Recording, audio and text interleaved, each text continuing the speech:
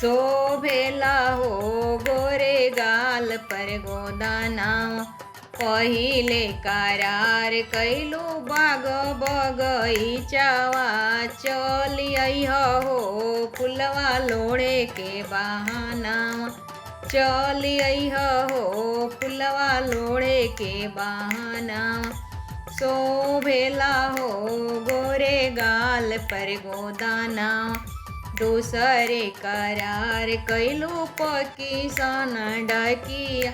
चली अइह हो घूमे फिरे के बहानावा। चली अइह हो घूमे फिरे के बहानावा। शोभेला हो गोरे गाल पर गोदानावा। तीसरे करार कैलू हटिया बजरिया। तीसरे करार कैलू हटिया बजरिया। चली अइह हो शॉपिंग करे के बहानावा। शोभेला हो गोरे गाल पर गोदानावा।